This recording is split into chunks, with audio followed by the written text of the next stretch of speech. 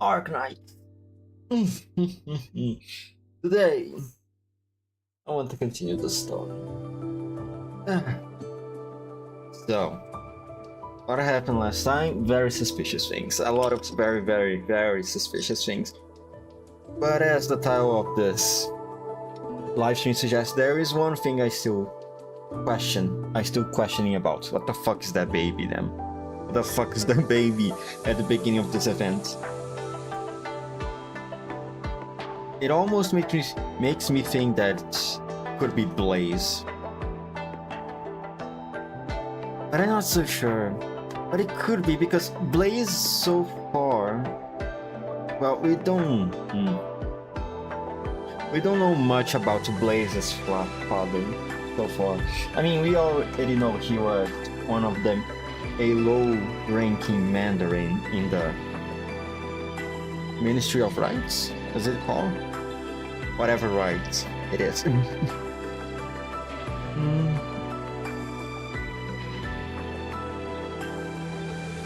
And that he offered himself, or better, he not offered himself. He requested to go to Victoria.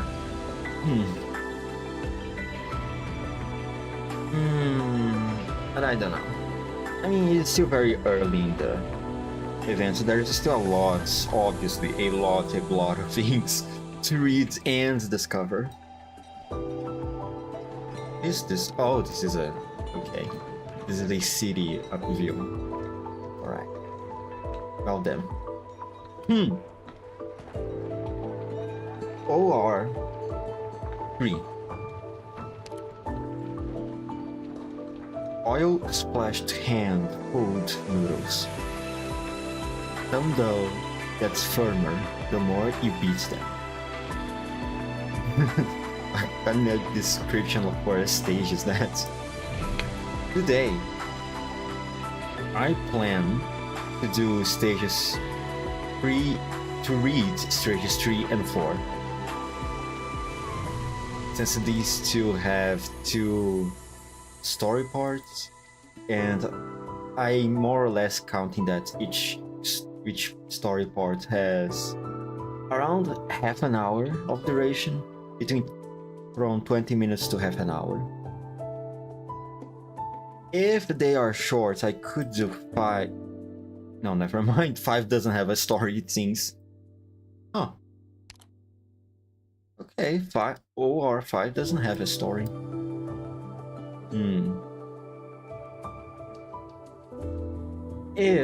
If OR 3 and 4 stories are not that long, perhaps I could read ORST too.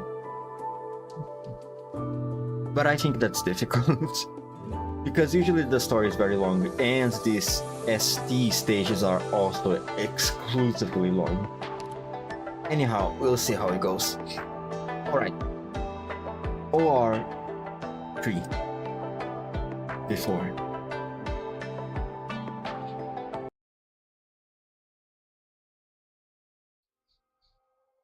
Is the volume?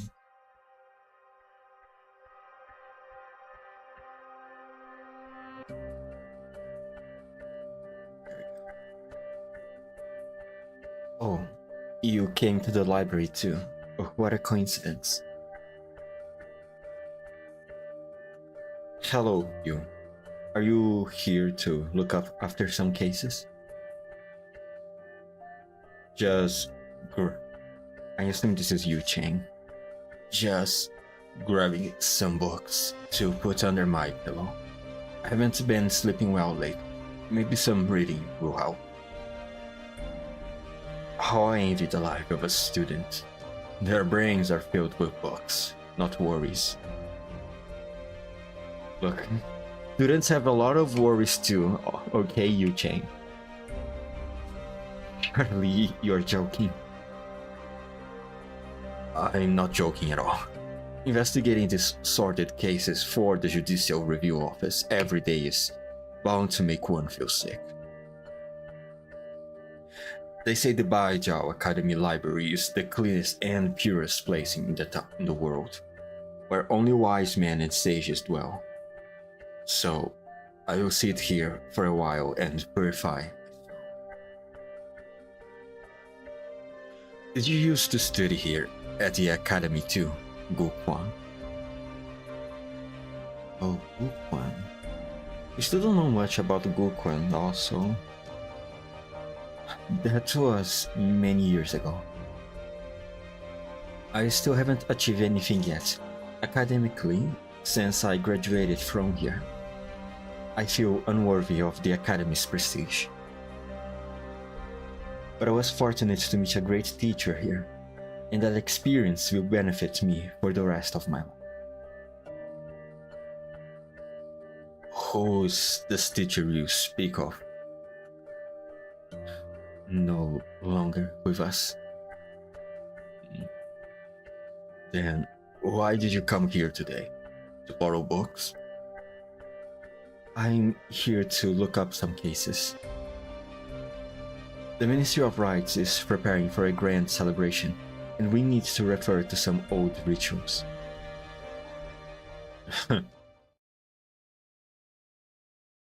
I am a deputy minister for the Judicial Review Office. Do you take me for blind or mere illiterate? That thing you have in your hands is clearly the case file from 15 years ago, when the Grand Preceptor committed treason. You know that file is top secret, right? You really have some gall. I have nothing to hide. I am indeed looking for materials related to that old case. I think there may be more to it than we realize. If you think I'm doing anything illegal, then by all means, have me arrested. What are you blabbering about? Did I say I was going to arrest you? I was only saying that is quite a coincidence, because I'm also very interested in that case.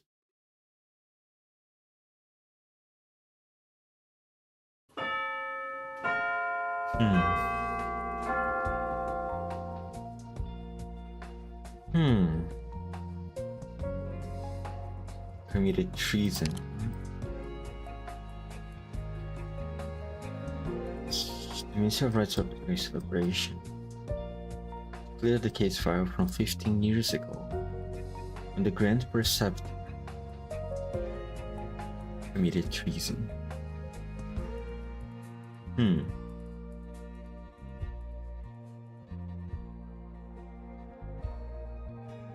Okay, gonna try to keep that in mind. Great Preceptor. I learned a lot from our debates today. However, I still maintain my own views about the new reforms. I have to do more research on this. It's fine. The campus is planned large enough to accommodate a wealth of different ideas. If my arguments have not convinced you, then you should not force yourself to agree with me just because I am a teacher. The students of this academy must focus on real-world issues, instead of getting lost in theoretical or ideological musings. 多学. A clock hangs on top of the ancient building, the minute hand ticking as the shadows of sunlight move slowly. The bell rings and soon, students start pouring out of their classrooms. A lone figure moves against the tide. The guards fail to notice the unfamiliar face amidst the crowd. Oh. She's not wearing her robes too. Good day. Do you need some help? Hello. How do I get to the archives where the student files are stored? You mean the Magistrar? What do you want from those files? I am a new assistant lecturer. The professor wants me to organize the graduate files. That's odd. Which professor? Professor Jing. She teaches military theory at the college affiliated to the Ministry of War. She's teaching classes all day today, so she asked me to do this errand for her. Oh. What's wrong? Go straight down here. Past the main building, turn right, and you will see the Bing Sheng building. That's it. You better get going. Trust me. You don't want to keep her waiting. Duo share.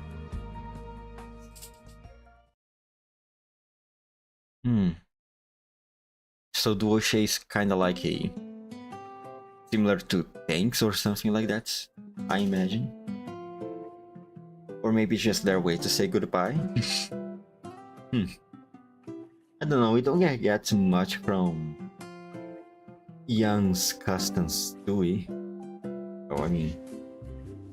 We do get, but... It is...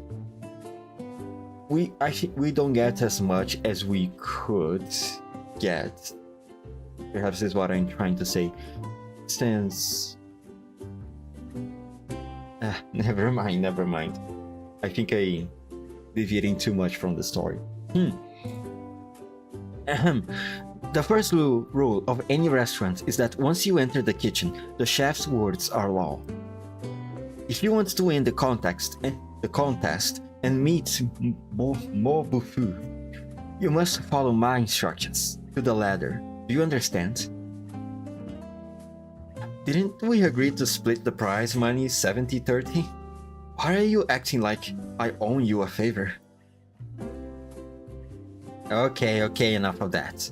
Didn't you say you wanted to learn a few new recipes anyway? Have you changed your mind? No, I want to do this, but I know Rhode Island 5-star chef. You're not even a 5-star operator, please. But you are a 6-star one, so that should count for something. This competition sounds too difficult for an amateur like me. Why don't you go instead? I am the head chef of Savers at Use. Participating in this kind of competition would be stealing my good name. He's fucking scared. He's pissing his pants. He's pissing his pants so much. I'm giving you an opportunity here. As my apprentice, you can go show your skills and wipe that arrogant smirk off Mo Bufu's face. Wen Xing Zhu, a better choice. She's a foodie, you know.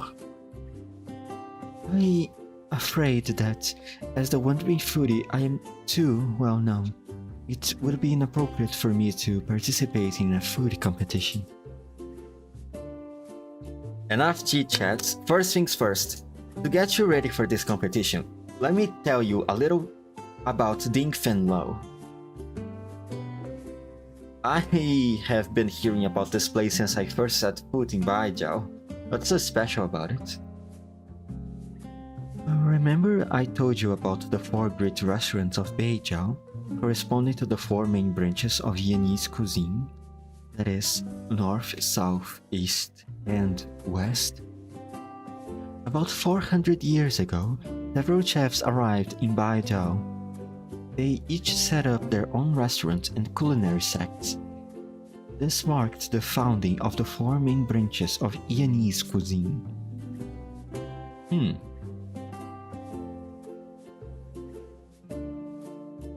Okay. It was the first head chef of Ding Fen Lo who promoted the founding in the first place. The legendary chef's name has been lost to history.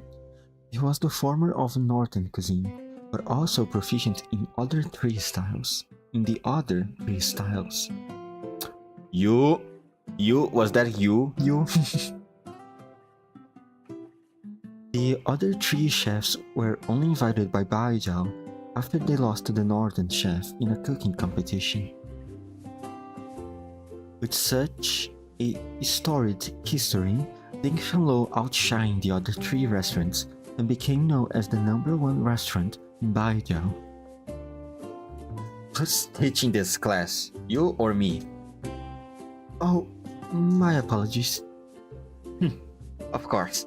What she said is pretty much accurate. The only thing I will add is that eventually the 4 great restaurants of Beijiao started fighting with each other for fame and glory. These squabbles continue to this day, and they are really quite annoying. I thought Baijiao was a place where all 3 great chefs could learn from each other. If I had known there was going to be all this infighting, I would not have gone. Talking too much, huh? Talking too much, huh, you? I think you and Blaze indeed make a good pair. A pair of people that don't know how to keep their mouth shut and keep secrets. Not have gone where? In any case, what you need to know is that, as the most famous restaurant in Baijiao, Dingfellow and its chef selection competition has extremely high standards. Dingfellow has not taken on any new disciples in many years. The only reason they are hosting this competition now is because they suddenly got short-handed right when they needed to start preparing for the feast of 100 delicacies. Jesus Christ, that was a long-ass sentence. Look at that, not even a single comma over here. Jesus. But I have also heard that Chef Mo is advancing in age and still hasn't found an apprentice to take over the business. The format of the competition is different each time, but there is one requirement that stays constant. Each chef has to showcase their best dish. Wait a second. If the competition is really that difficult, how can I ever hope to win? Logic would dictate that an amateur chef with absolutely no culinary experience would have little hope of winning. However, you have me in your corner. I can teach you a recipe that is easy to cook and is perfect for the occasion. Longevity noodles. Longevity noodles? Why would they serve longevity noodles at the feast of 100 delicacies? The reigning True Lung's birthday just happens to coincide with the Mid-Autumn Festival, so every year they serve longevity noodles at the feast. But it's such a simple dish. Is it really appropriate for a major competition like this? Who told you that simple dishes can show great skills? Just watch and learn.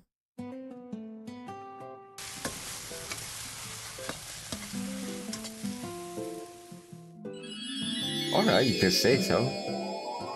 Ooh, special effects for the CG,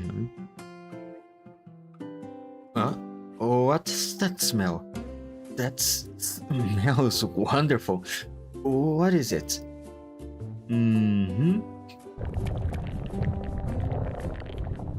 Ooh, what do you think? Like magic, you really only used the ingredients you showed us before? Nothing else? Fresh shell beast meat, mushrooms, scallions, bok choy. It's a simple recipe with basic ingredients, but the result is truly amazing. Sometimes the true skill of a chef hides in unseen places. There's more to this bowl of noodles than meets the eye. Another chef can use this exact same ingredient, but if the ratios, the heat, or the cooking time vary just a little bit, it will taste completely different. Do you know how long I spent perfecting this recipe? Don't just stand there, dig in.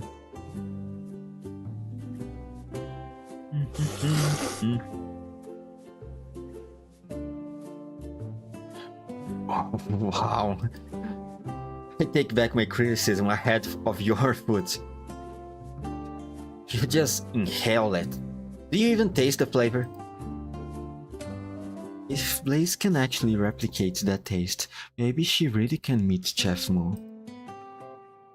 But are you really up to the task, Blaze? Figuring out the secret of this recipe would be difficult indeed, but simply following its steps should not be too much trouble. Have you ever cooked anything before? Of course! Did she? Ah, that's good then. Now, I'll give you the recipe and explain every step for you. Follow them exactly and you'll be fine. Great, I'll study hard, I won't disappoint you. If you say so. But I have a feeling this guy is hard to please. Didn't you say you knew how to cook? The instant noodles are already pre-made. How should I know how to knead flour into dough? You really are a hopeless case. You haven't really even taught me anything yet. How can I teach you anything? You managed to break 3 balls just while kneading the dough. I can't risk you breaking anything else here. Oh boy. Ayo. Be careful, those balls are expensive. We can't afford to buy new ones.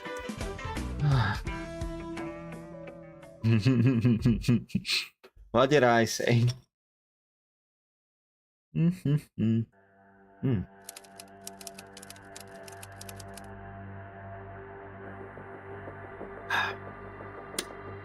Search. Gukwang. Filter returned from Victoria. No results. Why are there no records at all? Search Gukwang. Filter enrolled in 1076. No results. Search Gukwang. Filter Ministry of Rights. No results. What is going on? Gukwang, an ethnic Yanese born and raised in Victoria, returned to Yan in 1074. In 1076, he was admitted to Baijao Academy. After completing his studies, he joined the Ministry of Rights. These are the only records left for the deceased in that case.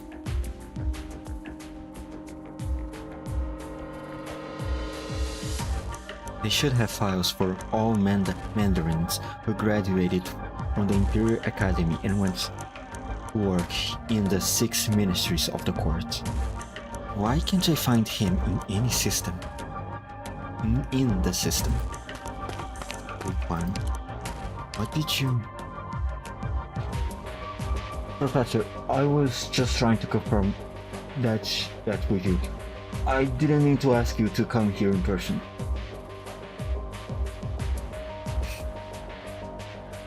You said she's a new assistant professor?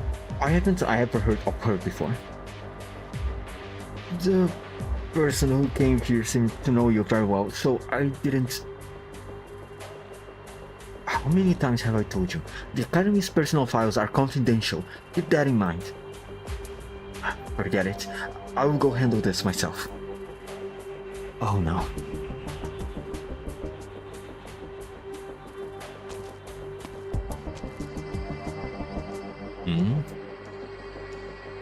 The room is empty, and the documents on the desk are still where they were, without any signs of having been removed.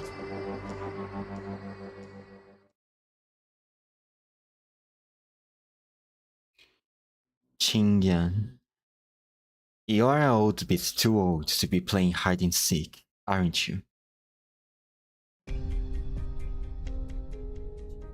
Qing. Has the Judicial Overview Office come to our school to apprehend some culprit? The office is investigating a case, so I have come here to collect a few old cases. Please, Jing. Professor Jing, please cooperate. Alright then. If you're here on official business, show me your official documentation. I rushed so quickly to get here that I left it back at my office. Really? Well then, I will just place a call in to the head of the office. Wait a moment. Professor, are you okay? Should I call security?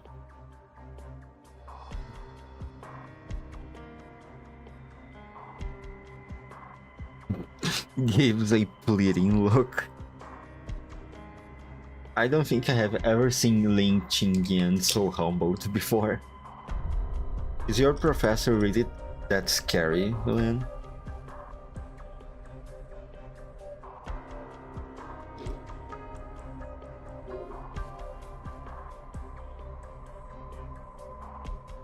No, I forgot that I asked some other professor here collect some materials for me. I'm sorry for wasting your time. It's not a problem. Goodbye, Professor. Alright, now it's just the two of us. Shit.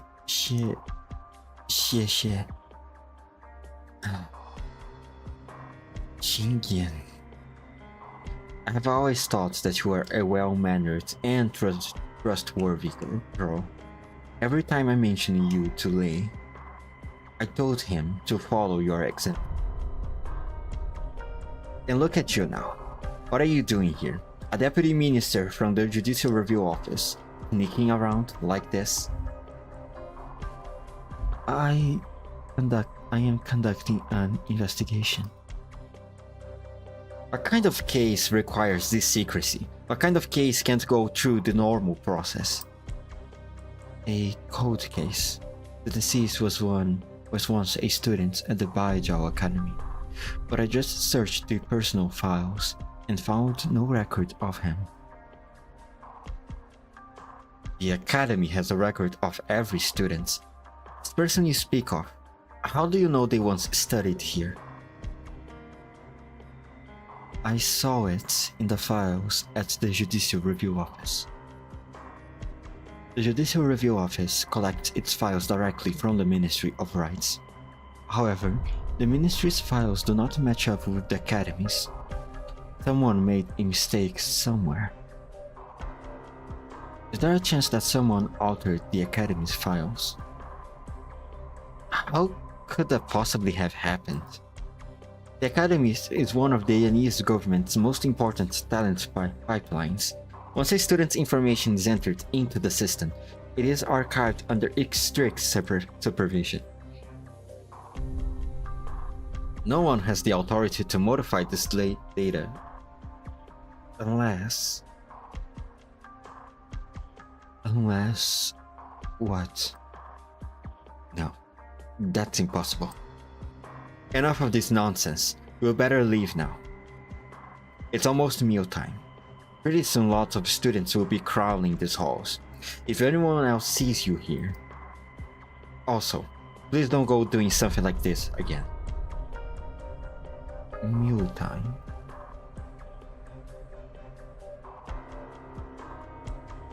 We need to go back to Baijao to investigate. Why are you looking at all these travel guides? These places, I've seen them in my dad's letters. Humble Garden, Virtue Bookstore. Oh, and then when he was studying here, there was a Shangshu diner near the main entrance. He said they have the best twice-cooked pork in town. Now that I invest in Baijao, I want to visit all the places he mentioned to me.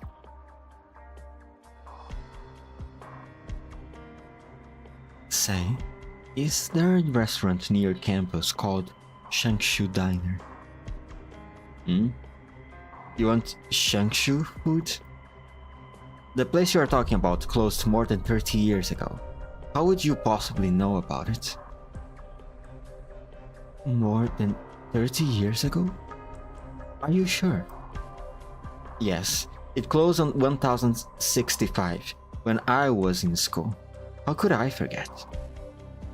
Lots of students used to go eat there because it was near the campus and served tasty, affordable food. But then, in 1065, there was a terrible catastrophe in Shangshu, and the restaurant owner had to return home to deal with the aftermath. The students even made donations to help with the rescue effort.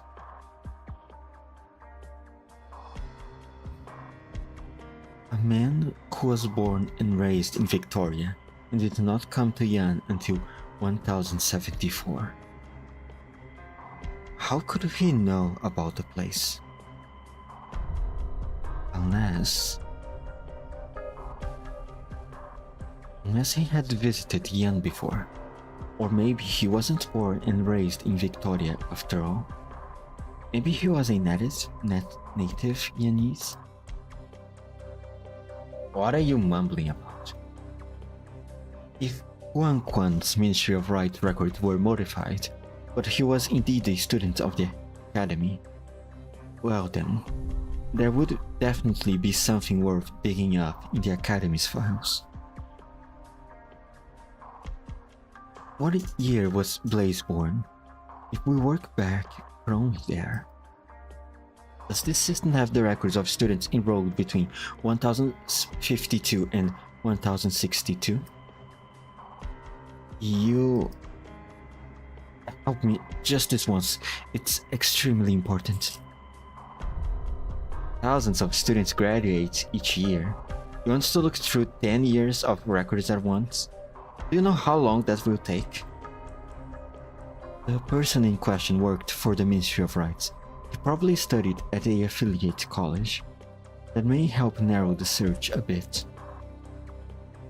If the person you're looking for was not a high-ranking Mandarin, you may want to start looking at files under 1055.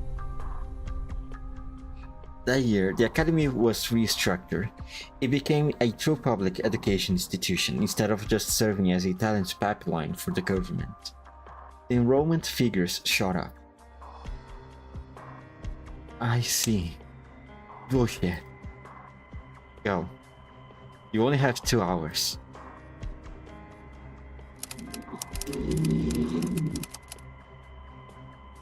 Found you.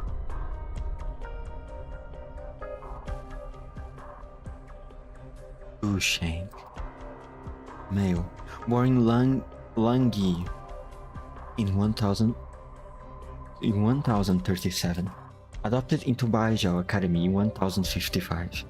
He was assigned to the Education Department administered by the Ministry of Rights, and was among the first batch of students to enroll after the school was restructured. Top marks in all subjects. Wait, he didn't graduate? This file was last updated in 1062. This is a missing persons file? Gushenk, along with his wife and daughter, disappeared in 1062. Accordingly, this file has been sealed.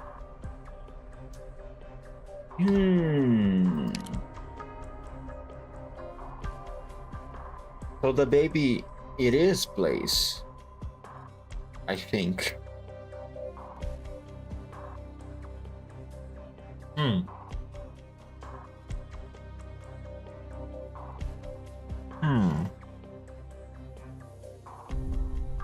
Okay. So he was already a family man when he was in Baijiao. And all 3 of them disappeared. 1062. Is there something special about 1062? Blaze, I need to confirm something. You were born in 1062 in Victoria, right? Yes, from as far back as I can remember, I lived in Victoria. I asked you where you were born. How am I supposed to remember that?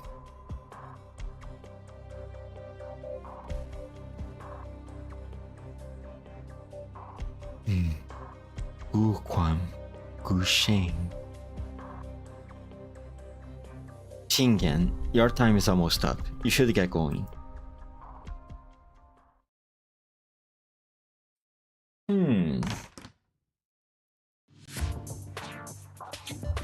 What did he say? No good. The dough still won't do. Let's try again. Oh, that's already my 20th batch. Don't worry. You have been practicing all day, and you are starting to iron out the issues with your technique. Success is not far away. Oh. I'm really sorry. You don't need to stay here with me through all this. It's not a problem. You've been helping me so much.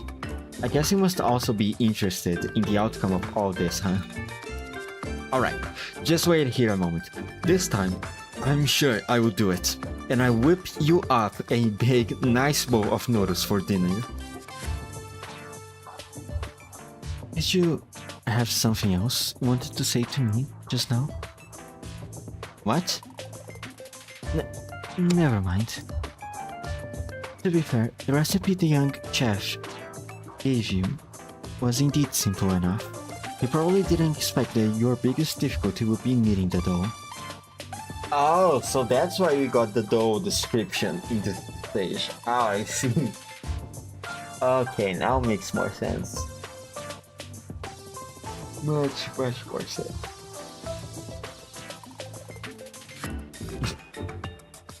Okay, you defending him. I'm sorry. I'm doing all I can do. It's hard. When I work, my body temperature rises and the dough starts to dry out in just a few seconds. I add more water to the flour and then the flour to the water. And then more flour and water. The dough that was originally the size of my fist is now almost as big as my head. The situation with your rising body temperature is certainly unique. Anyway, we need to think positively. So long as you learn to knead the dough, making the longevity noodles would be no problem at all. Speaking of which, for someone who has never cooked before, you certainly have some impressive knife skills. Well, back at Rhodes Island, police operators like me perform surgery on ourselves in emergency situations. Oh god. I guess there's not much difference between using a scalpel and a knife and a kitchen knife. Assume you're not using it like the young chef does when he chops the vegetables. I can even use the skills I learned from stitching my own woods to mend my own clothes. I wouldn't have thought your job would be dangerous. Not a big deal to have the time to practice. The more I think about it, the angrier I get. Can't he just have more patience with me? Hey, look. I think you're getting the hang of it. The amount of force is just right. Keep it up. I haven't even had any dinner yet. Hold on to that anger. Pose the dough over and continue kneading. Right. You can get even angrier if you want. No. Can't get any angrier. Boy, the noodles he makes sure are delicious. I am spent. Why is cooking even more exhausting than combat training?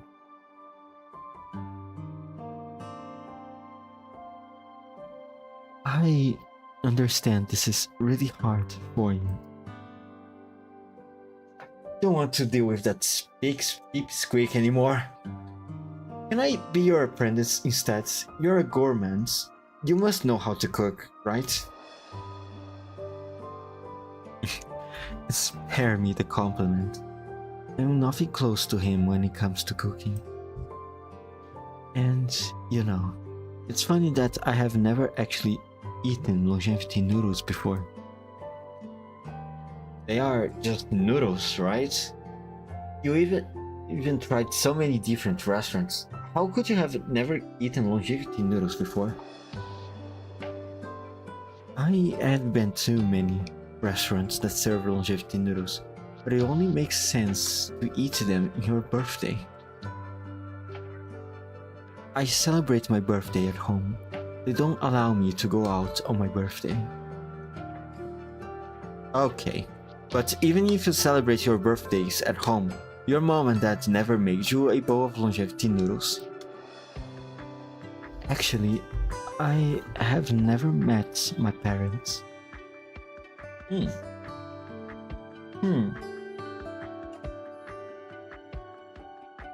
Shinglu, she.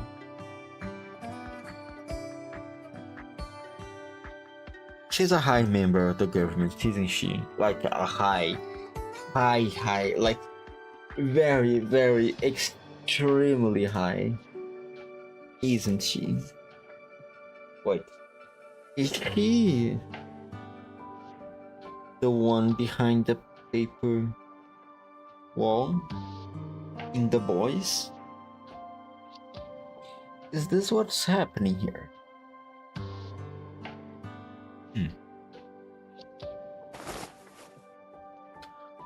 Oh, I'm sorry.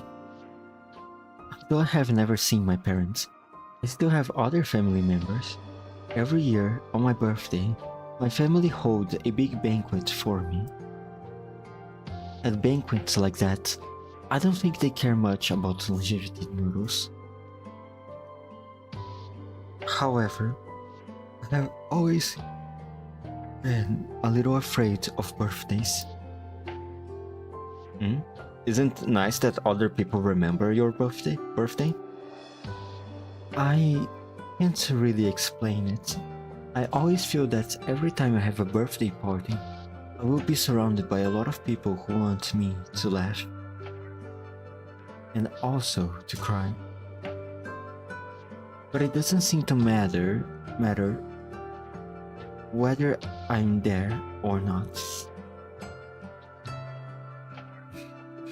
Enough talk about me. You're from Victoria. Do they eat longevity noodles there? I grew up in Victoria, but my parents are both Viennese, at least by blood. When I was little, every year on my birthday, my mom would make me a bowl of longevity noodles. The taste was nothing special. It was just regular old home cooking. After I left home and could no longer eat my mom's home cooking, I even forgot what it was like to celebrate a birthday. Oh my god, I'm so tired. I'm so tired. I am stumbling on the words I'm reading. Ugh. Wake up. That time of the day again. 3 p.m. That is, until that night.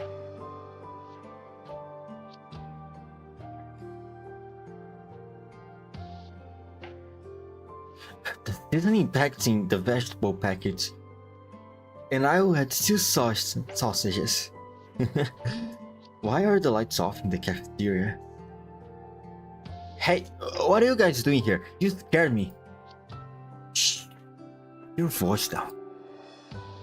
It's late. What are you doing in the cafeteria at this hour? Ace, why do you look all serious? There's not another urgent mission, is there? Oh, this is Ace. Oh boy. Rest in peace, Ace.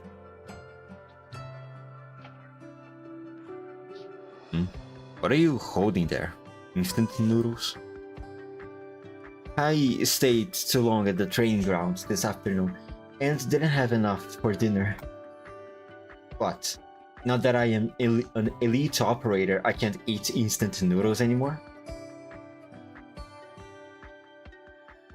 Oh, Dutch, hello. The captain isn't scolding you for eating junk food. He's saying, today is your birthday and you're eating instant noodles. My birthday? But didn't Dr. Callset say... That's why I told you to lower your voice. So long as we don't make too much noise, even if she hears us, she'll pretend not to hear. Yes? Oh my god, everyone is here! I even suspect that she deliberately arranged for our fieldwork breaks to overlap, so she could throw you a birthday party.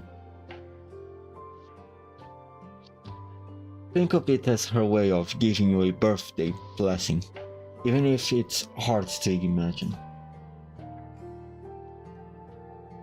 Blaze, you are one of us, a part of Rhode Island.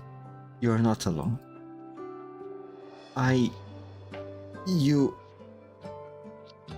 Thank you all so much.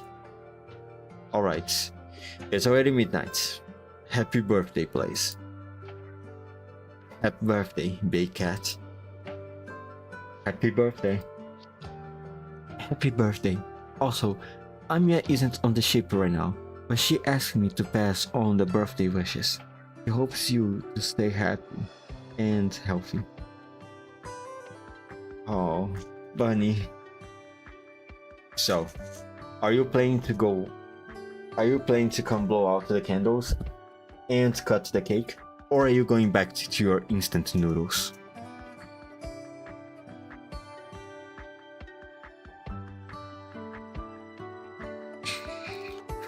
That was the first time so many people celebrated my birthday with me. That bowl of instant noodles became my longevity noodles. Everyone knew how much I wanted to have a birthday party. But that day, not a single person actually came out and said, I knew you wanted this. They acted like it was just another one of my many, many birthdays. I liked the nothing special feeling of it.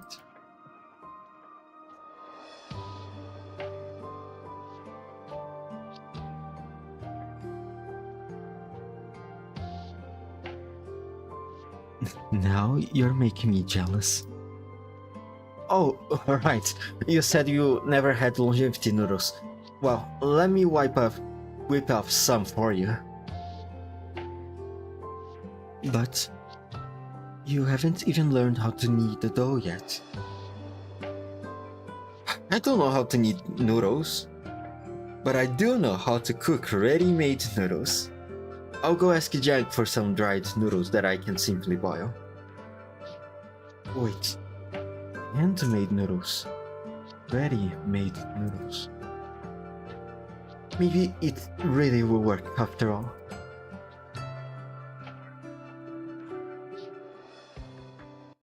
What will work?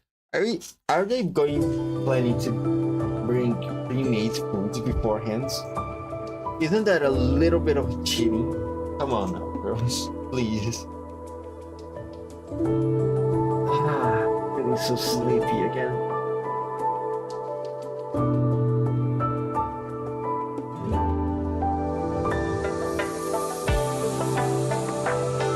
OR3 after.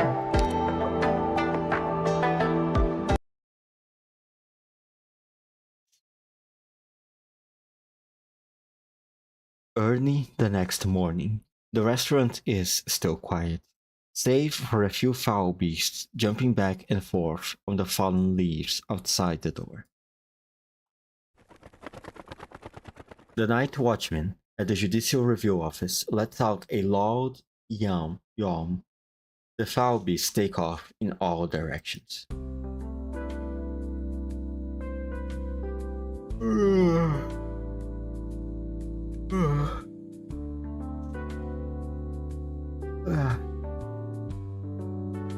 I had a nightmare last night that a back beast ate all the floor in my kitchen.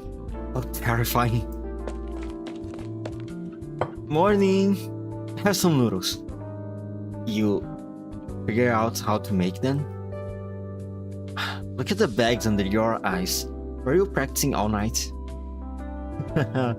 No. Only about half the night. Hey, Shingzu still hasn't woken up yet. Enough talking for now. Try the noodles. You... Huh? You gave up learning how to knead the noodles and boiled some ready-made noodles instead? These are no ordinary ready-made noodles. Shangzu and I looked through all ready-made noodles on the market and picked the ones we feel have a texture closest to your handmade ones. Of course, they don't quite feel the same mouthfeel as handmade noodles, so Shingzu adjusted your soup-based recipe to ensure they taste similar to the longevity noodles you make from scratch.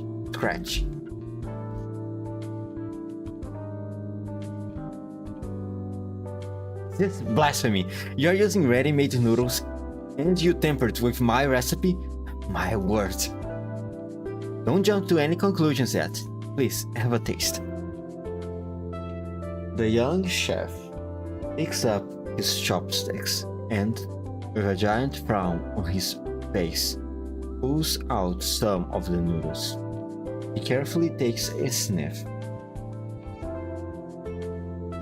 Then, finally, takes a taste.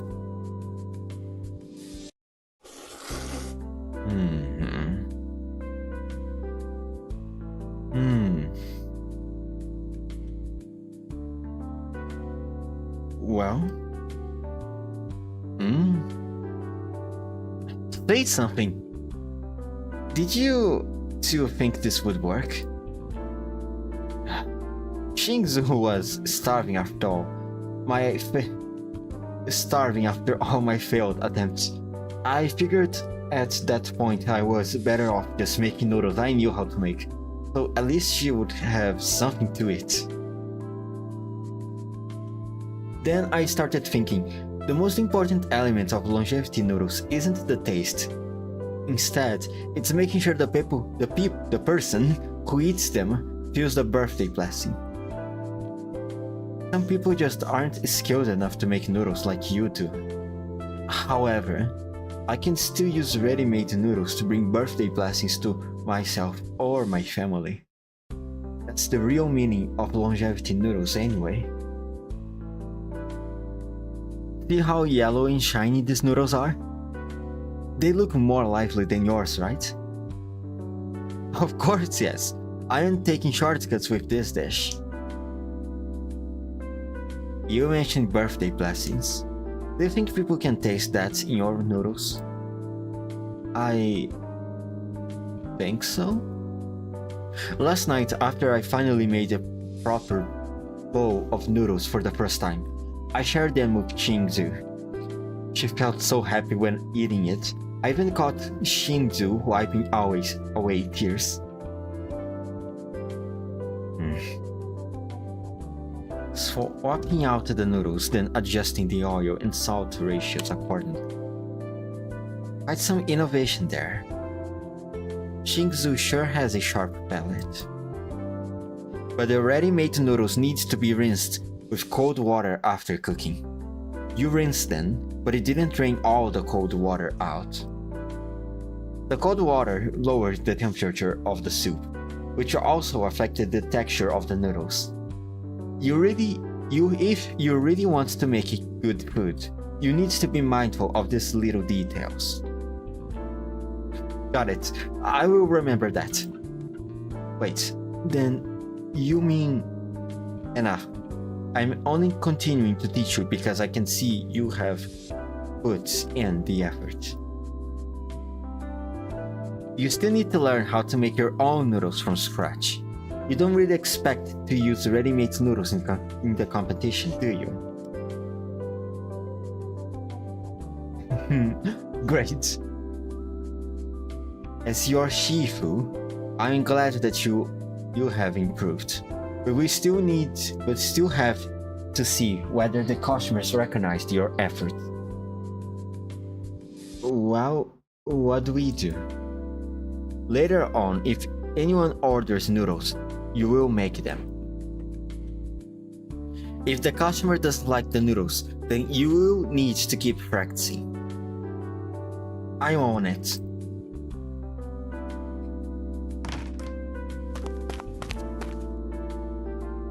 Hello, would you like to try our special longevity noodles? It's not my birthday. Why would I want longevity noodles? It's a new dish we are trying out. We'll give it out to you for free. No, I mean, if you try it and like it, then maybe you should still pay for it. I mean, I have to settle up with the boss, you know. That's an interesting way to do business. Sure, give me that bowl of noodles then. Eager eyes. Okay. I don't think it will work. It's definitely not going to be that simple. Do you need something else from me? No, I just want to see how you like the noodles. Okay, I'll give them a try. The man picks up one single noodle using his chopsticks, then a piece of bok choy and some scallions. He tries them one after another. But somehow, in just a few moments' time, the entire bowl is empty. Oh, that's good. At least if he finished it all, at least there's a better chance that he enjoyed it, right? I think, maybe.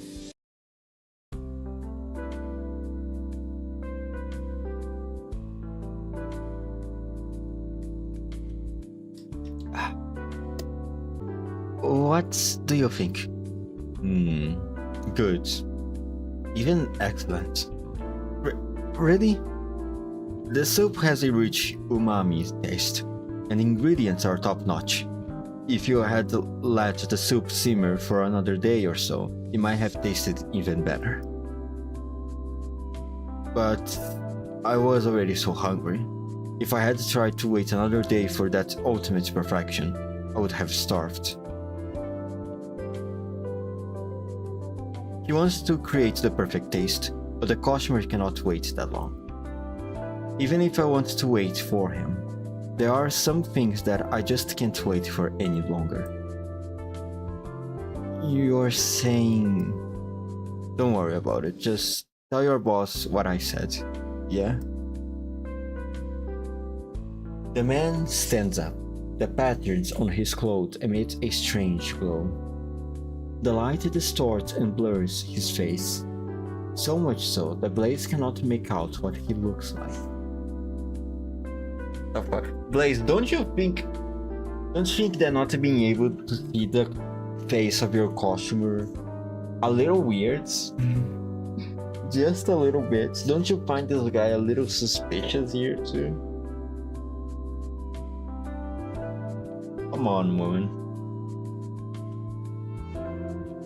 Hey, you didn't pay.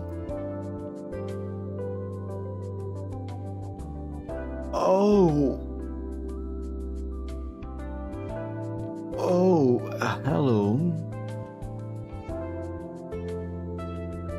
Just deduct the funds from my account.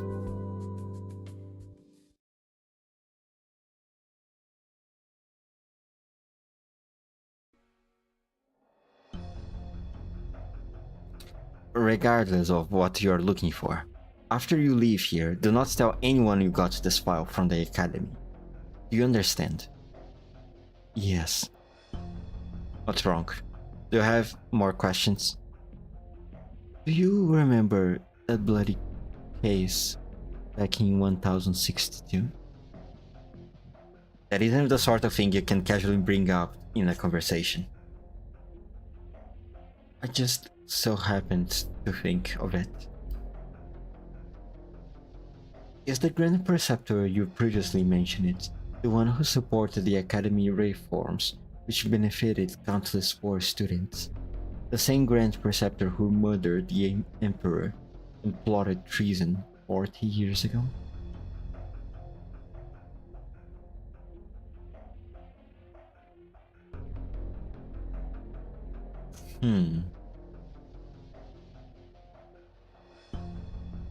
I have no way to answer your question. I will never speak about things that I do not know. I have never met the Grand Preceptor in person, but I have read some of their writings on political and social issues. Her extensive knowledge, clearly reflected in her works, has been deeply enriching me. So the Grand Preceptor is a woman.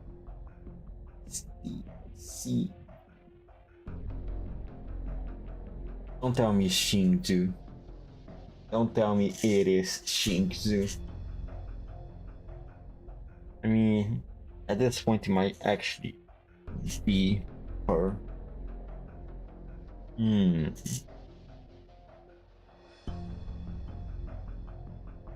But people are complicated and cannot be easily categorized. You're saying you're not completely convinced that the outcome of the case was correct? Jingyan, you are never good at hiding what you're thinking. I knew you would. The office archives will not house muddled cases, no matter how many people they involve. Solving the cases is my duty as deputy minister. I shall not dissuade you from doing as you see fit. However, you must learn to protect yourself, no matter what happens.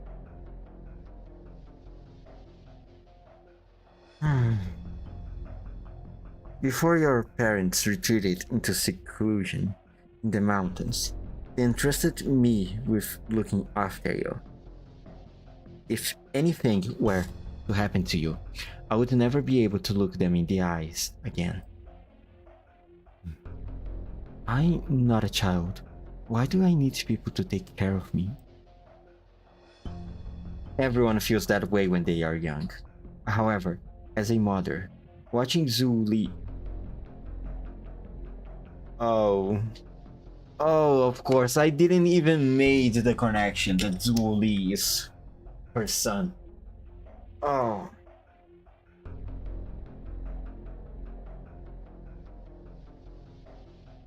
I'm so stupid. I am so fucking dumb. However, as a mother, watching Zhu Li grow up day by day, I feel a weight growing on my heart.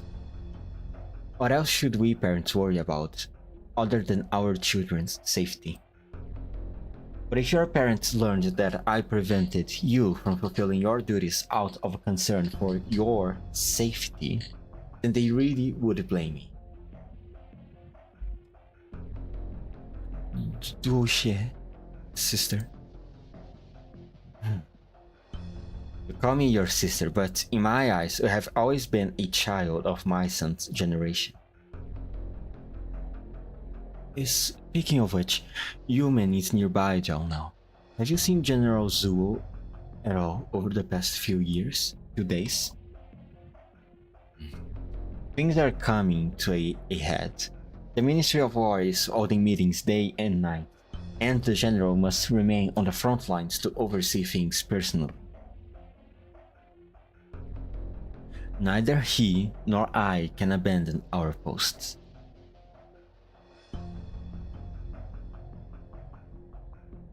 There is truly no way to avoid this conflict. This isn't something I have the authority to decide. As an advisor for the Ministry of War, my job is to do everything in my power to accurately calculate the outcome of the war. Allowing any personal biases to affect my work would be a great disservice to the people of Yan. You don't compromise in your duties. and neither do I. I hope everything goes smoothly. If the outcome is inevitable, it's best not to worry too much about it. If you are alone for the Mid-Autumn Festival, come to my house for dinner. I will. Wait, I just thought of something. Didn't you just ask me who has authority to alter the Academy's records? Who? That did happen once, although it was under extremely unusual circumstances. You mean? No. I can't say that the records were ever altered. However, if a record has gone missing entirely, then it must have been transferred to another location. Death row. At the Ministry of Justice. What? What? In death row? What the fuck is it doing in death row? Oh, hello, Zuli. Those are some long ass nails. The father is not here? It's been more than 6 months since he was last here. The furnishings in the house have not changed. Only there are many more symbols symbolizing war on the sandscape. A lone city stands in defiance, the two sides gazing at each other from afar. Lord Zuo. A thick, familiar voice rings out from behind.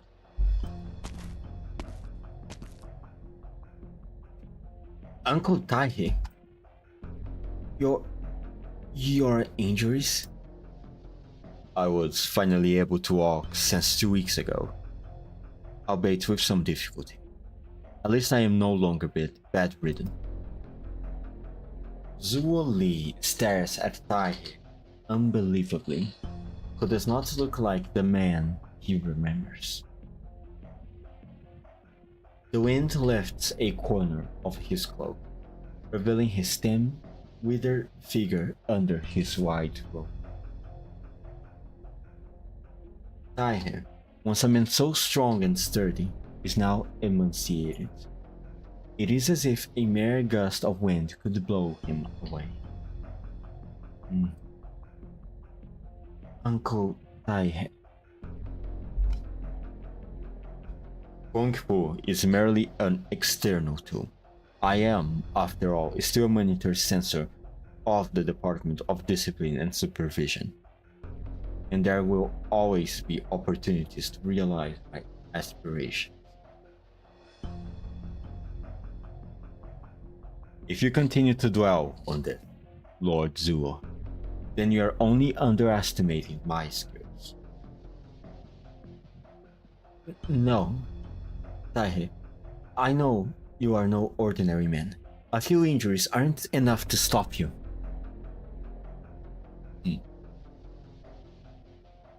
It has been over 6 months since we last met. You look stronger than before. The general would be pleased. By the way, my father is... The general has been in constant meetings with the Sui regulator and the Ministry of War. He's barely had 10 minutes to rest. The situation could change in an instant. Is the court still ready to go to war at all costs? Now, after the incident in Dahuang, the bestial Sui is no longer under the Sui regulator's control. There are some minor disagreements between the cabinet and the 6 ministries, but their overall opinion is clear. Eliminate the threats, once and for all. But the consequences of this war will be...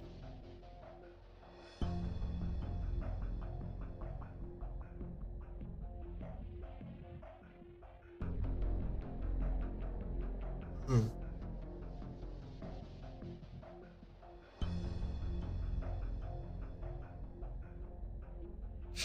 Remembering all your friends, Zoli.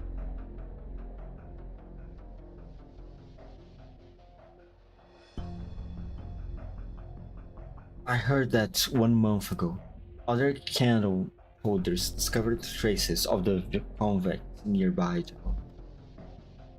Yes, I heard the same thing. The Imperial Court is on high alert. They have already dispatched several units of Imperial Guard. The Imperial Guards. The convicts' unprecedentability is currently the grave threat we face. I have a theory, perhaps. There's still another proxy in Bide. This proxy is the youngest and the most unique. According to the Soy Regulator's observations, in the hundreds of years since he left the tomb, he has never used any of his powers.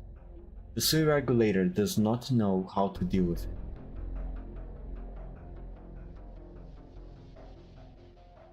There's only one thing that's a little suspicious. 100 years ago, after Wang escaped from prison, he came to Baijiao and has remained here ever since. Wang used to frequently interact with other proxies, so I am afraid that during the current return to Baijiao, the lone proxy who stayed here would also be part of this plan.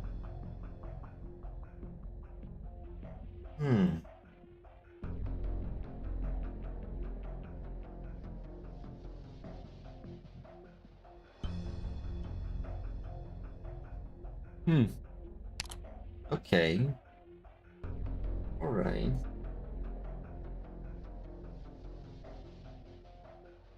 So Regulator's observation, the hundreds of years since he left the tomb, he has never used any of his powers.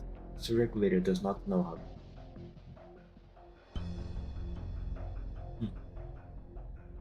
I think we could possibly.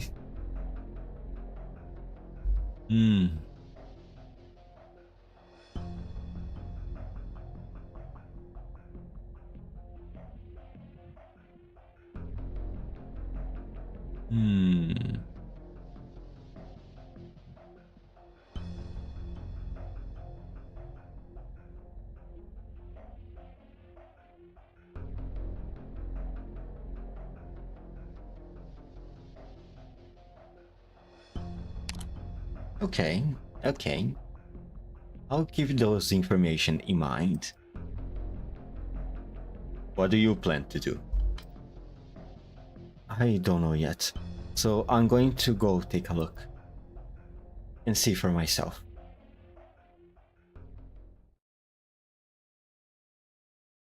Well then, Zuoli is part of the story now. Congratulations. Came in a little bit late, but it is finally here. Phew. Finished.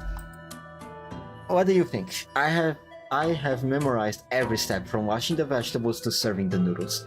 I can do this all by myself now. Of course, it's all thanks to Qing Zhu for figuring out a genius solution. I just need to dip my hands in ice water for 5 minutes before kneading the dough, and it comes out fine. It looks good, and I can taste the craftsmanship in the dish. It will do, even if it's far from perfect. If anyone could cook as well as me after just a few classes, then all my years of study would be in vain. Hey, I have been working hard for so long and tomorrow is the big day. Can't you at least say something encouraging? I just don't want you to get a big head. Alright, maybe you're right. A little pep talk might do good. Otherwise, You will be too scared to cook the minute you meet Mobufu. Remember, there's nothing to be afraid of. Mobufu is old. Show him the power of your youth. Okay, everything's ready.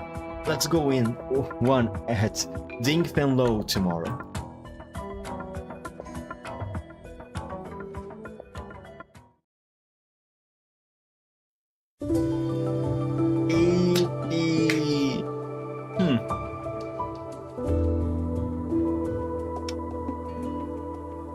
What Julie said was very interesting.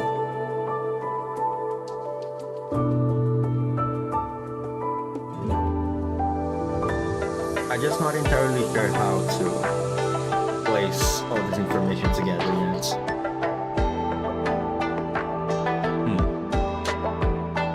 Either way, I should keep continuing the story. Today is supposed to be a very short stream today, after all. Alright. OR4. Before.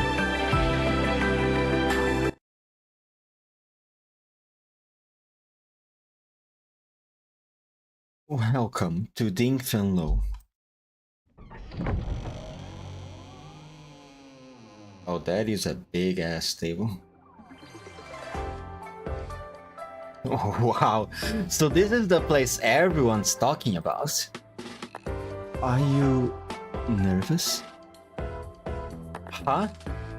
Don't think I should be. The competition is night, and yet I feel apprehensive somehow. I mean, nothing to fear. The young chef said it was fine. Besides, it's not like we are trying to be cooks here. We are just on the hunt for that legendary chef, right? To ask him for his tangerine cake recipe. Oh my god, at this point I had already forgotten why they were doing all of this in the first place. Man, imagine doing all of this just for some tangerine cakes. Cold comfort. But I suppose at this point that's all I am getting.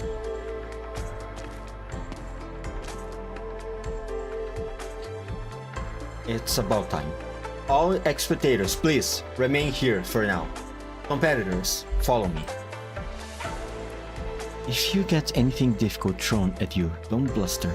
Just keep calm and think. There's always a way. Relax, okay? I'll see you.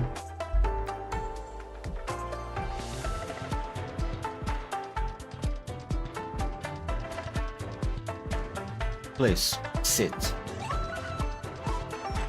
While I know you're here for the exam, you're still one of our guests. Please, let me offer you some tea first.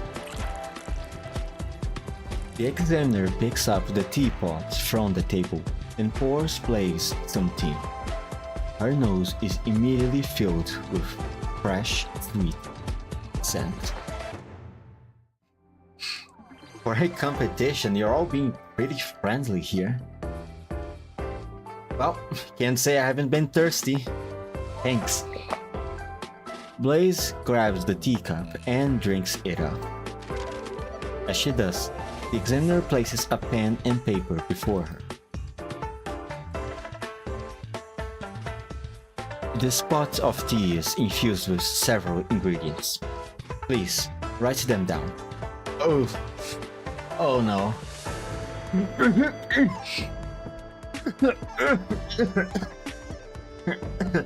What? Blaze glances down at her cup. Naught but a bead of tea left on the side. She looks up at the examiner. A light smile is still plastered over his face. Could I, have another cup?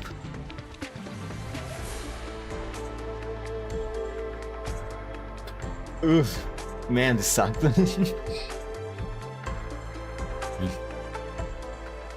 Today looks like a bust to me. They have gone through dozens of people since morning, and nobody even passed the first stage. Our head chef is being too harsh on them. It's like a revolving door over there. Oh, it can't even last longer than a minute. A chef's third eye is their tongue. If their tongue's not good enough, they can't be that good of a chef. So, no point wasting the head chef's time if they can't even pass stage 1. May as well send them home sooner. Hey, excuse me, madam, this is the kitchen. Are you... Oh, hello. Judicial Review Office investigation. If I could have both of your assistants.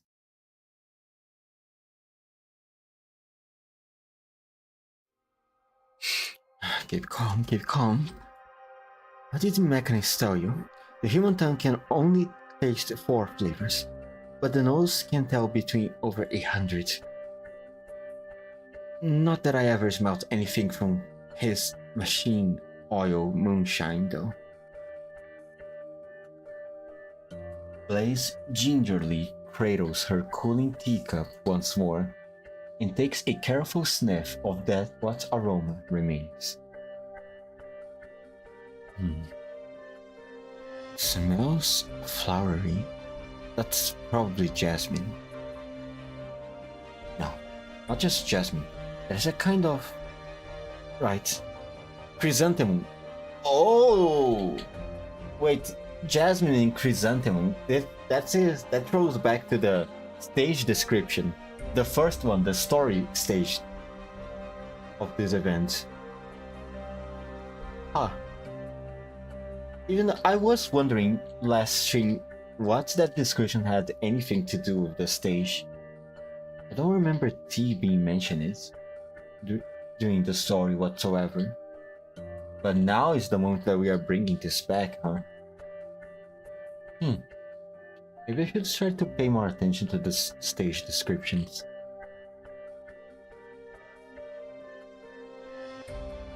There's kind of... Right.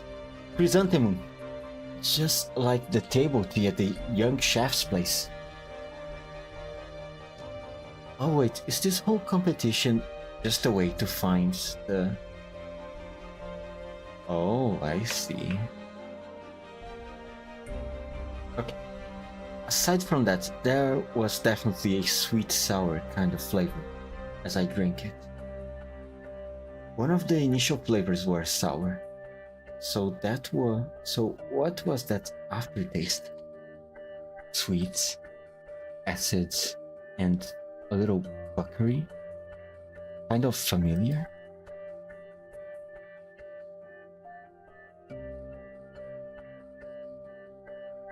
Why did you want me to try this plum wine anyway? It's a specialty here in Baijiao, you see. There is a plum forest north of the city. When summer sets in June and the plums are fresh and ripe, the people pick them to steep in wine. Ideally, a Shaohan wine. Wine made from moss oats, like this, just has a particular flavor to it. It goes perfect with plum.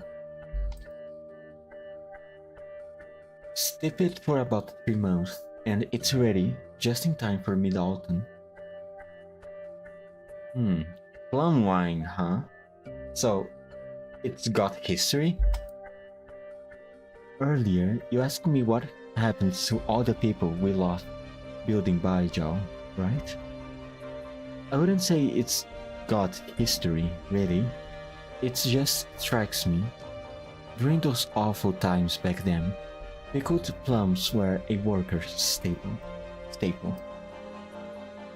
And some years after finishing Baijiao, the plum forest sprang up in the mountains, north of us. No one knows exactly when it did, nor who planted it. So it's a way of remembering them, kind of.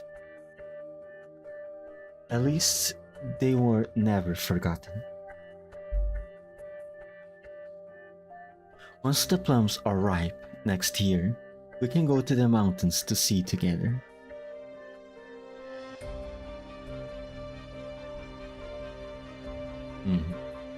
Here's my answer. Jasmine, chrysanthemum, green plum, Mount Tian blossom, rock sugar, Shaohan wine. I have heard there's a plum forest north of Baizhou. The plums in June get bloomed for mid-autumn. I'm guessing the plums in this were picked earlier than that, which is why there's still a mouth-puckering taste in it.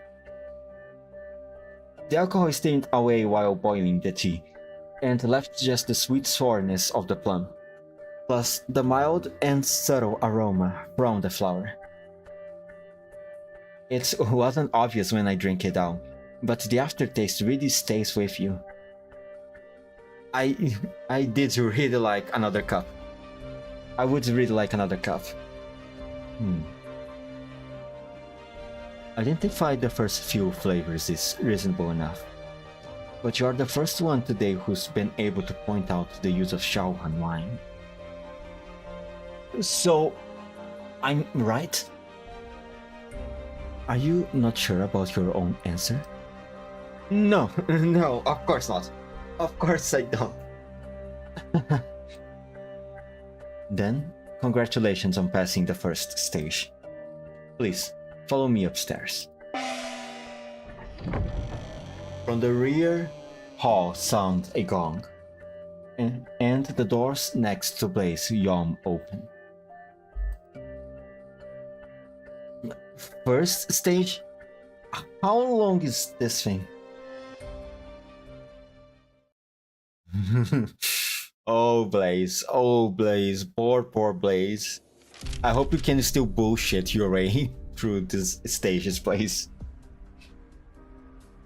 Hey, you there, madam. The list of chefs at Ding Fenlo. If you don't mind me asking, what are you investigating exactly? The case is confidential. I'm not at leisure to tell you for now. Okay.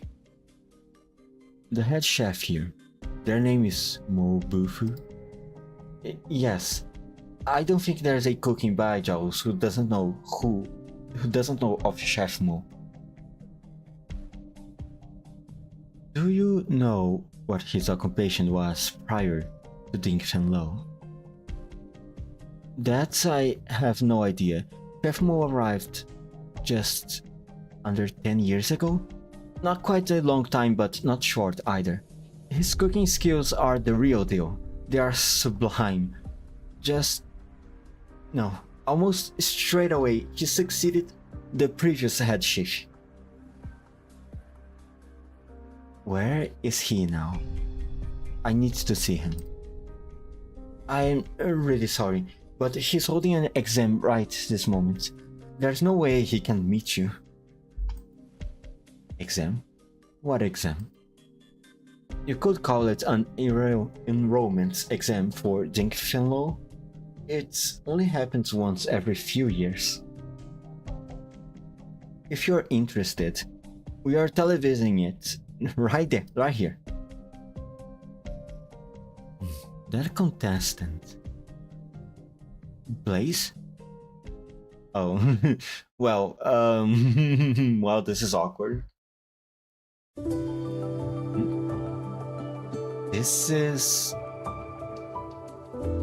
Isn't this a restaurant? How come this room's set up like a study? In its centuries of history, Ding Fenlo has hosted countless reputed celebrities. We set aside this room to safekeep any pieces of calligraphy or painting gifted by them. Delicacies, calligraphies, paintings, all are works of art that take years of practicing. Blaze looks up and around. Hundreds upon hundreds of silk threads hang from the ceiling, a wooden placard tied to each one, resembling a curtain.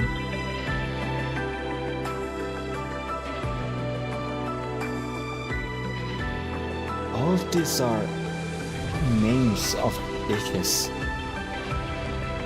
As you are no doubt aware, Lincoln is hiring chefs in the run-up to the Feast of 100 Delicacies. The calls for cooks who are not just culinary skilled, but who grasp the significances behind the dishes they make. Every dish here originates from a past feast of 100 delicacies. Pick one placard and tell me the dish's history. Oh, how convenient!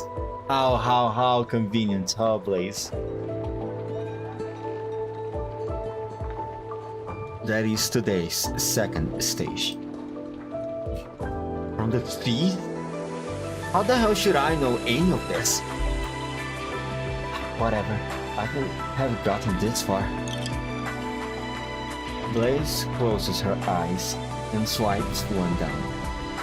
The neighboring placards clatter against each other, as if an endless wind chime. What's this? Medley of whites?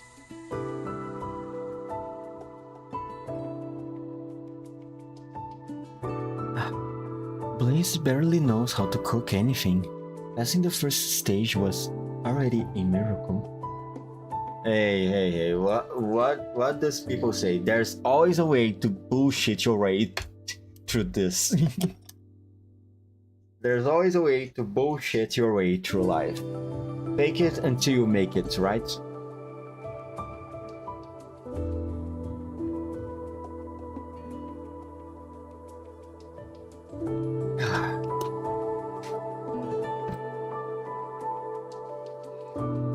She spent basically her whole life in Victoria. How could she possibly know any of these stories? Blaze, I really wish I could help you.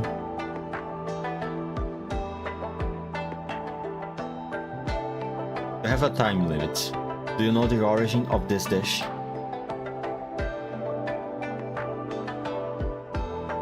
About 50 years ago, give or take, Yale's Grand Preceptor presented the true lung with a dish, the simplest, plainest steamed radishes.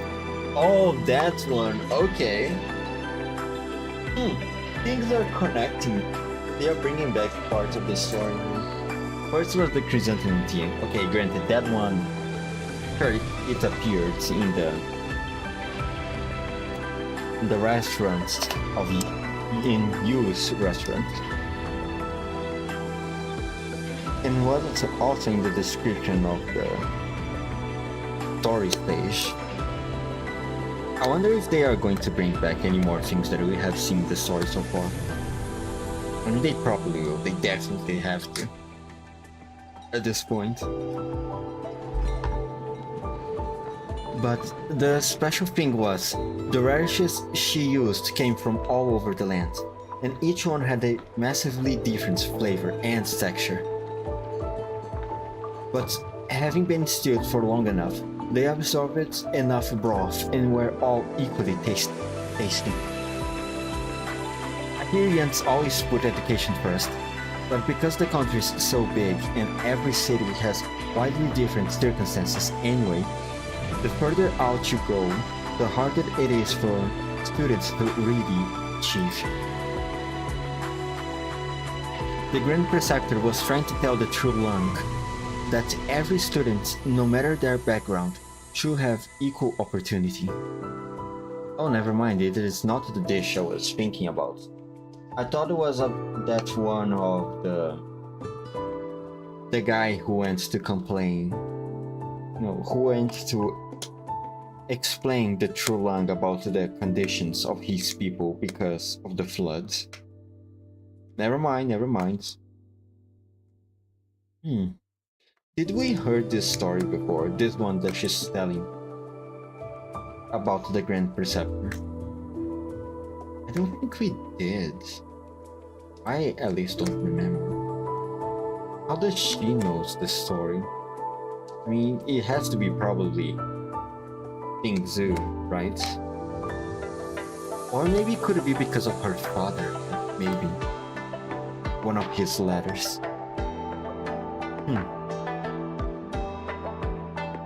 The True Lang took the Grand Preceptor's advice, advocated hard for educational reform, tore down any regional restrictions, and brought equality to educational resources. The next year, when Baijiao Academy announced its successful applicants, students from remote regions made up more than half of the 1,000 plus that qualified. In the decades after that, the Qianxis buried in their burrows books, the students studying like hell in their academies.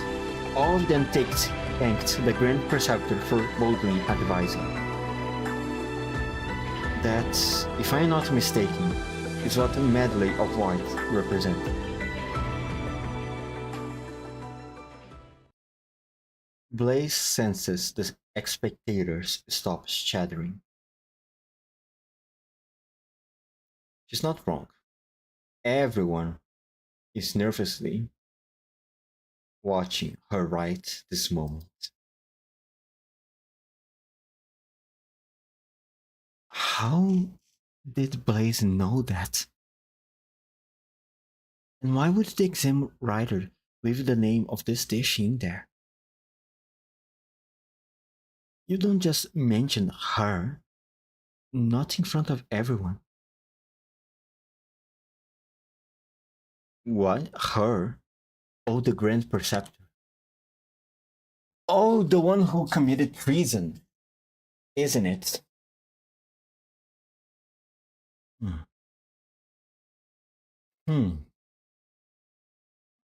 Yeah, from that flashback between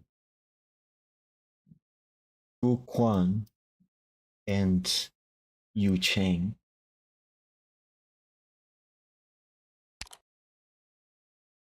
Oh no, is it taboo to mention her? Well, but if it was left there, then it shouldn't be a problem.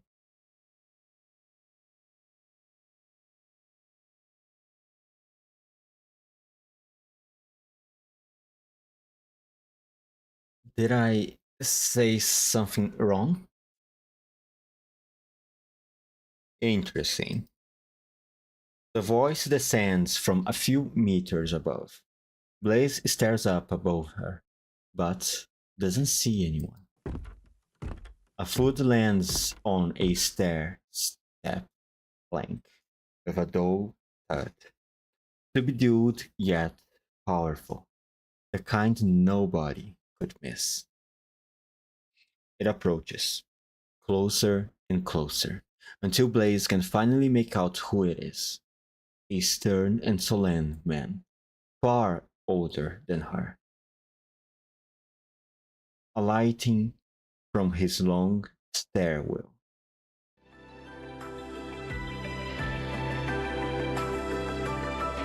Oh, the man himself, huh? After so many years, I didn't think anyone would remember this. Nice to meet you. The story you have told is far older than you, girl. How come you know it? Probably her father. Probably her father. I'm betting that it's because of her father. Well, someone from my family told me it. Oh, let's go. A long time ago. He said he was one of those students in poverty, all the way back then. You know the spring of your water. I imagine your relative was a grateful and righteous man. But as for you, just what motive brought you here? I am here to compete, of course. Seeing as you have made it here, I will give you one chance. Final stage. No frills, no fuss. Make me a dish. Come. Ah, she's so good at bullshitting her way, huh? And she's so lucky also. Ah, wonderful place. Wonderful. Too early for dinner time. The restaurant is almost empty, save for a couple of diners. There is no waiters, no proprietor, and even the kitchen is quiet. Excuse me. You, young man, help me out. I was in a hurry this morning and forgot my money. You're a well-to-do boy. Anyone can tell. Be a kind man and spot me a little. I'm not here to rip you off. Here, take this family jade for now. Once I grab the money later, I will pay you back. Not that I mind lending you, but couldn't you just tell the owner instead? We are total strangers. How would you find me and pay me back? No. You see, this jade is not your average thing. It's not fit for just anyone to take. I'm only entrusting it to you because I can tell you've got a rare air about you. Alright. Zhou Li rummages for some loose coins in his pockets and hands them to the diner, whose face immediately broadens with delight. When do you plan to pay me back? Where would we meet? We will meet if we do, this guy. And if we won't, if we don't. And if we don't, you can just go ahead and pop this jade off. Relax. You have made a favorable deal today, young sir. So saying, the diner is gone out the restaurant's door in a blink, disappearing into the crowd. Suspicious. It off?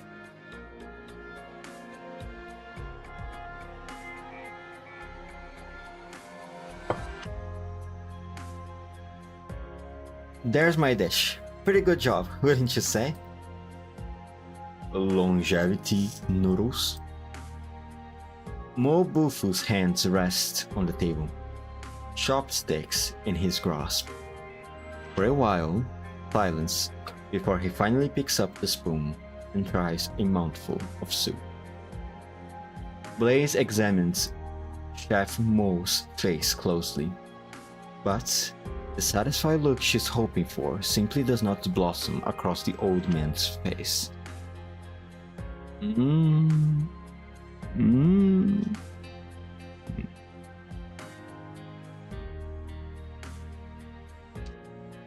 These noodles, this soup base, who taught you this?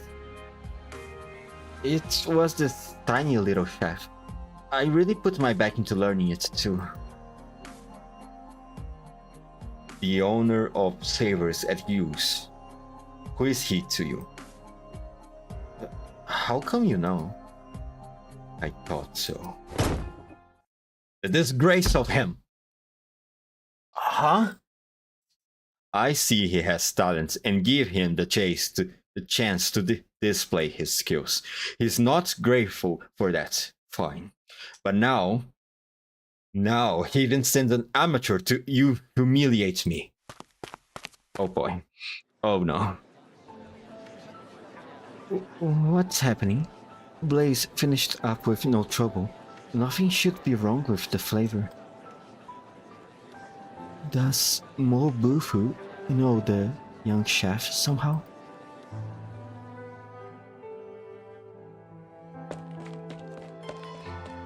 Wait, okay, hold on. I'm sorry. I know you can probably tell I suck at cooking at a glance, but I didn't come so I could wreck your competition. I just have a question that only you can answer.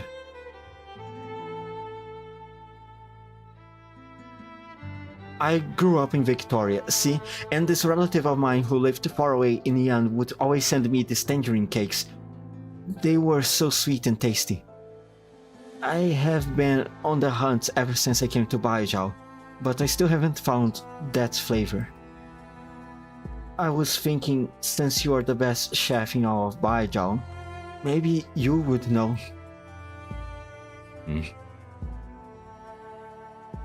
Single pastry. You thought it was worth entering this competition to meet me over a single pastry? I have ton of other questions still, but this is the only one I can solve on my own. This is the one clue, the one link I have to my family. You.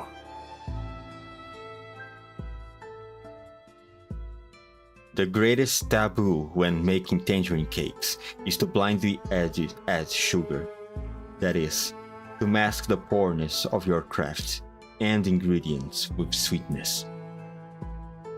I don't know of anyone skilled enough to make tangerine cakes that are sweet and yet taste good on their own. You have asked your question. Now go. Wait. A muffled sound from above interrupts the two. Blaze and Mobufu look up at the same time, but both of their faces get struck by something wet. Why is it leaking in here? No. This is oil. At the moment she says it, the lamp suspended from the dome ignites in a blink, becoming a fireball. Get out of here! A assassination attempt? Right now? In front of my food? Really? Okay. Alright. Last story piece for today. OR4 After. Oh wait, I said I was going to pay more attention to the stage descriptions. I don't think I have read this one yet. Place the vegetables in the pot and seal the lid. You will know it. It is time when the lids can no longer keep their aroma contained.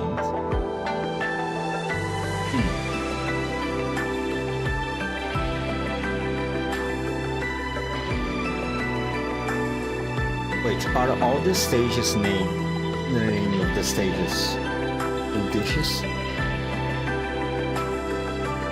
It is.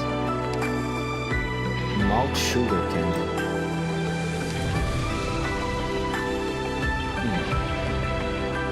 This one. Scallion tofu. Bitter gourds with wood beer. Your fattening appetizer made from bitter gourd and black fungus, seasoned with soy sauce.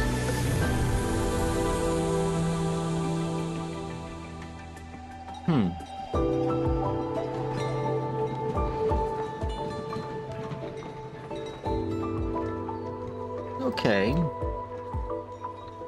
Maybe the stories event doesn't have that much of a meaning, but it is cool to keep this thematic of food after all.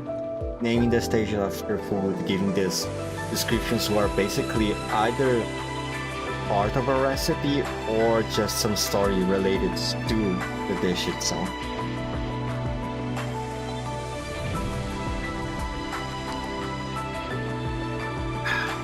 Anyway, enough stalling.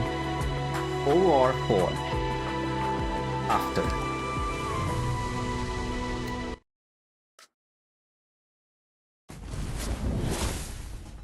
Watch out. What even? Flames burst forth above their heads, raining cinders down from the ceiling, igniting the floor and oil atop the stove. In an instant, the kitchen is a sea of fire.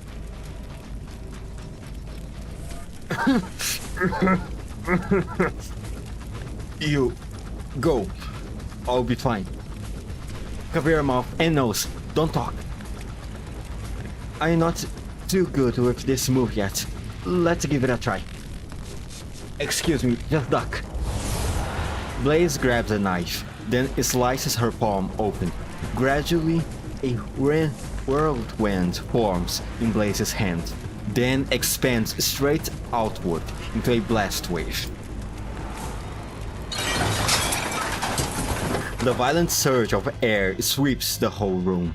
In a blink, she's put the fires out and strewn the cookware about in shambles. What a skill you have. Could you be... Duoshe? You're welcome.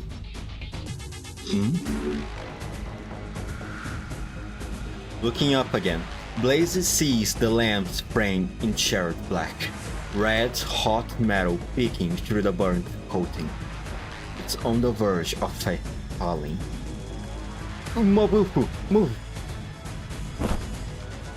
Blaze grabs the old man's arms, trying to pull him to one side, but the lamp's already fallen. With a stifled crack of thunder, the remainings of the fixture are abruptly flung to one side and smashed hard against the wall. Are you alright there? Lazy? What are you doing here? Maybe I should ask. What are you doing here? Well, we can talk about you later. Could this be repeats of the Dinkton Low fire last month? Ling Qingyan scans her surroundings. The kitchen chefs are in a frenzied jumble, but her gaze quickly locks onto a masked figure among them, who seems to meet her gaze, then turns and vanishes into the crowd. Blaze, stay here. Keep Mobufu face safe. Sorry, face safe. Hey, where are you going? Please, the smoking's killing me. Oh, that pillar. There's a breaker. There's a lot of them here. Which one do I pull?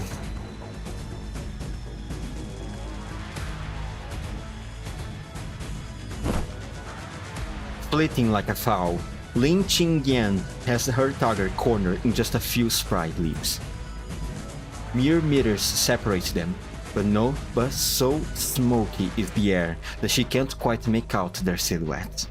Oh my fucking god, the suspense. The suspense. Just as he makes to run again, a thunderclap strikes next to his feet. Hold it. Move another inch, and the next bolt is hitting your head. Answer my questions.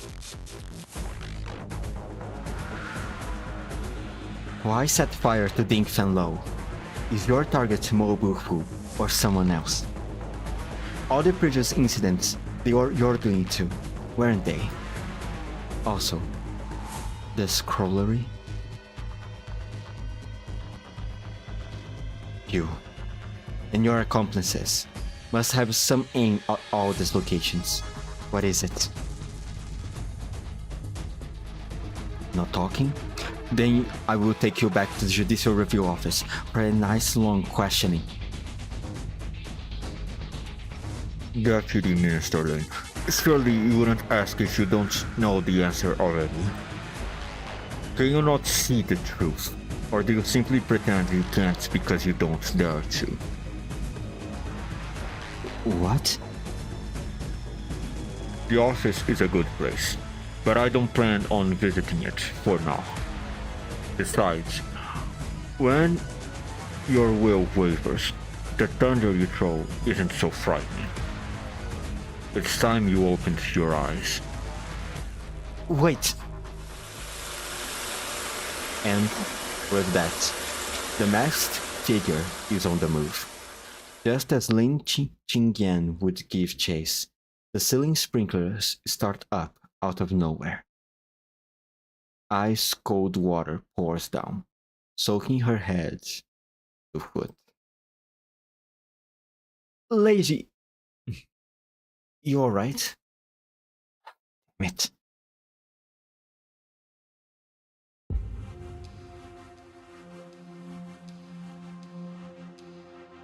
The customers are all safe.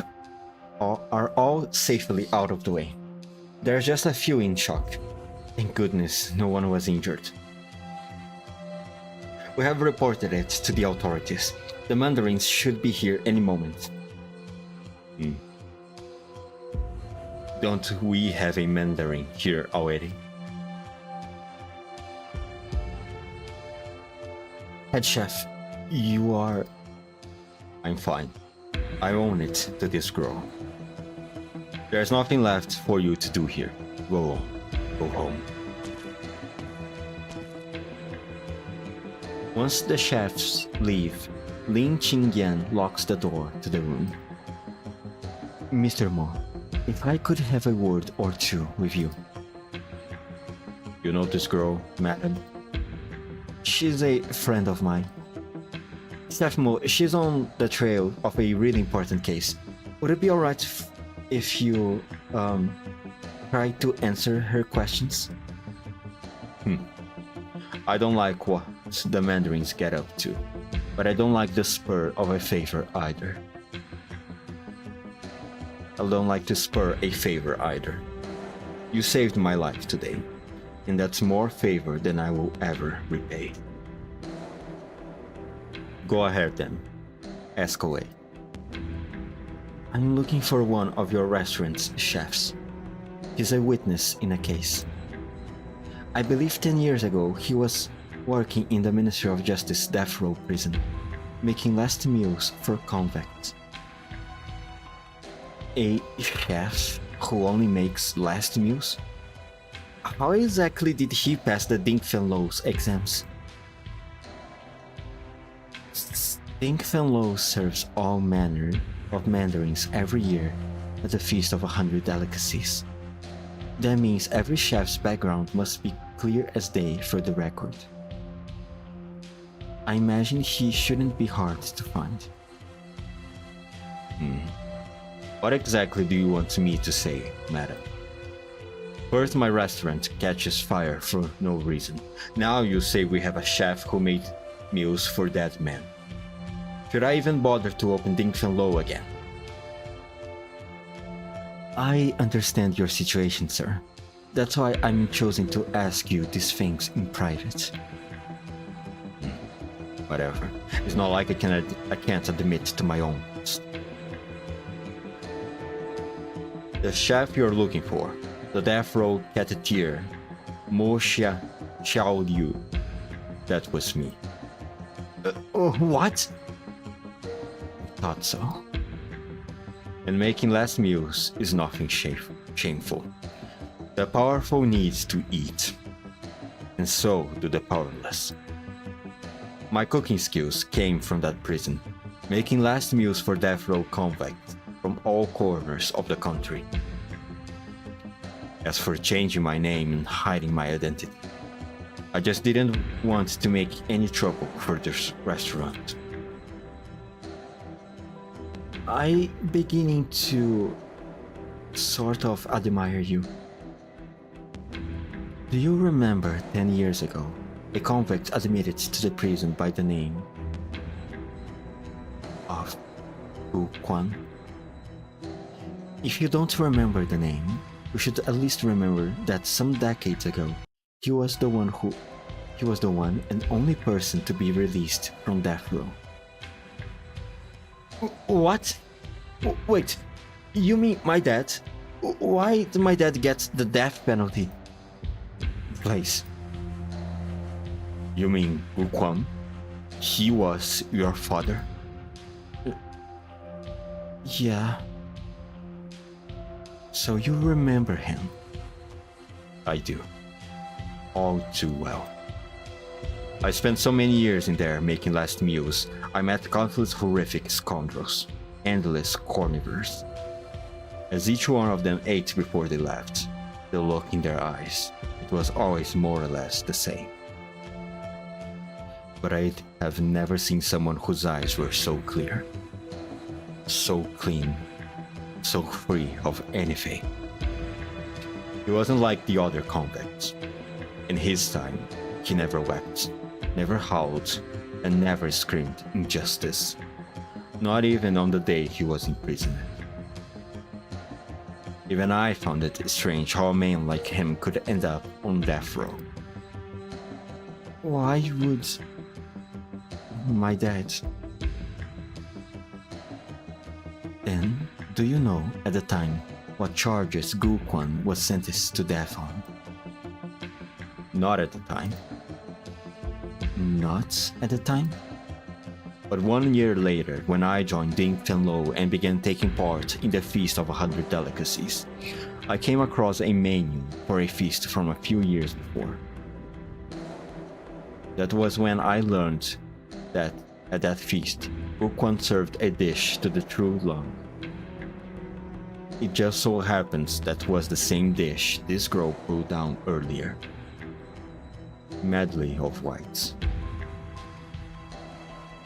But next to that dish, he placed a steamed floor bun, and in it was a filling of red pickled tofu. So, what does it mean? Why would he get locked up just for serving that?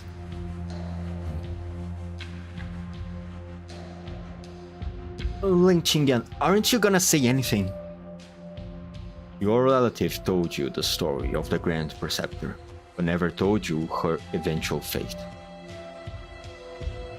Her fate?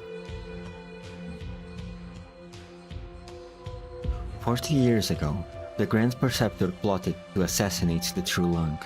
She committed suicide after it failed. Every single one of her underlings was arrested and trialed. And their numbers were over 1,000. When Gu Quan served that dish at the feast, it signified redressing her for her treason. It made the True Lung furious. No way, my dad told me so many times the Grand Preceptor was loyal to the country, the people, the whole realm. How the hell could she be a traitor? The history books have it that way, yes. And they are right? Ling Qingyan, if everything written in them is true, what the hell are you investigating?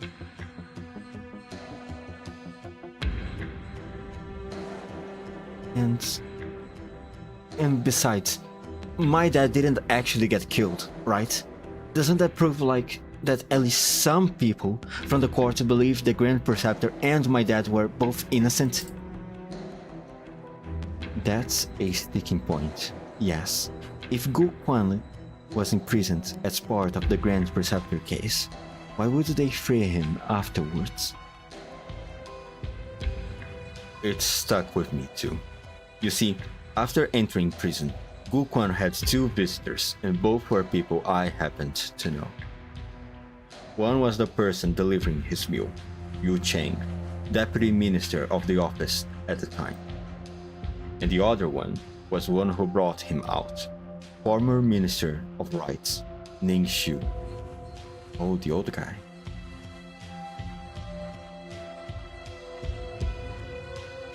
What? Quick, this way, surround the place, immediately. Damn it, why now? What a coincidence. One step ahead of me, Deputy Minister Len. I just so arrived. A coincidence, indeed. The Judicial Review Office is investigating the Ding Fenlo fire. I ask all of you to be cooperative. Ling Qingyan and the girl next to you, come with me.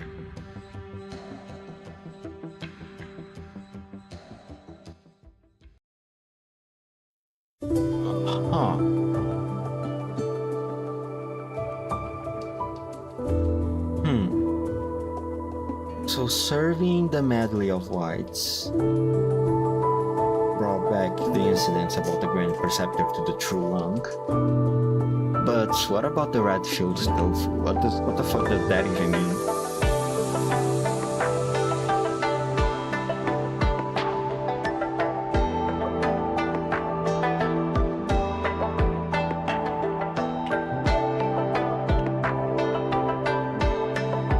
Also, he wasn't Blade's father was on death row. But then he got released. Oh, wait.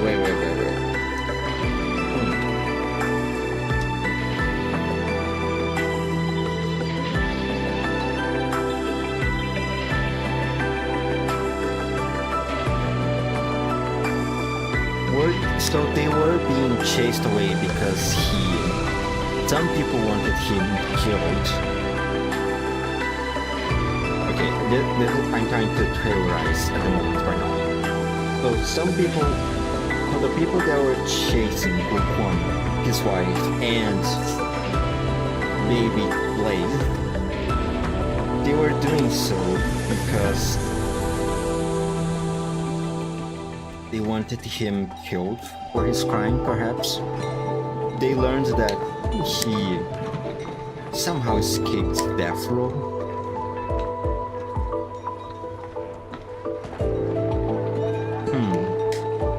No, but then Blaze keeps saying that his father wrote letters to her.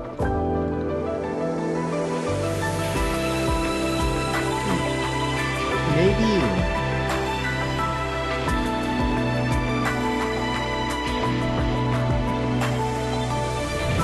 So, Blaze probably lived in Victoria with her mother while her father stayed in Yen, serving as a low-rank mandarin for the Ministry of Rights. Only a few years later, because Blade had to be older, so she could know how to read the letters that her father sent to her. Plus, she did say that the last time she ate the tangerine cakes was 10 years ago, when she was talking with you.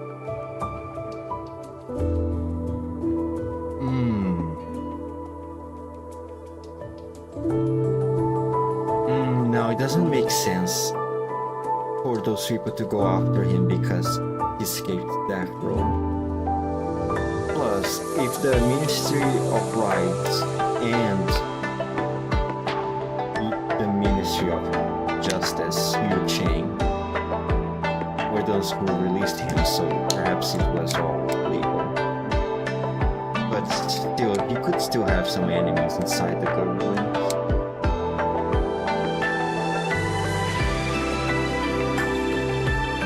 He definitely knew something that other people didn't want to know. Didn't want him to know.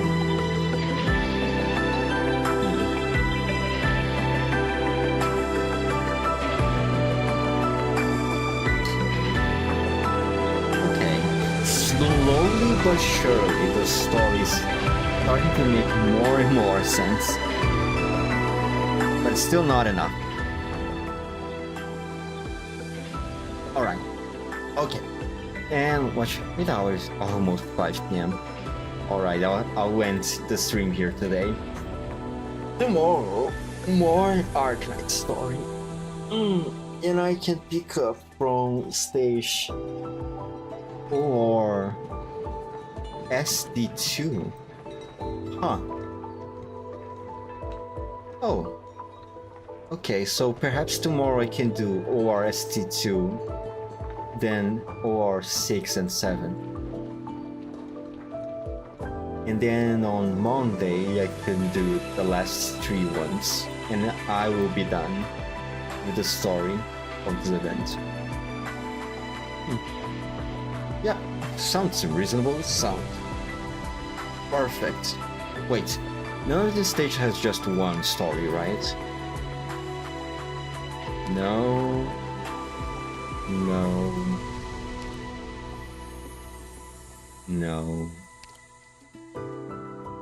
No, okay. No stages with just one story piece this time. Alright, enough stalling. I should end the stream right now and go eat something and take a bath. Alright. 5, 4, 3, 2, 1. Bye.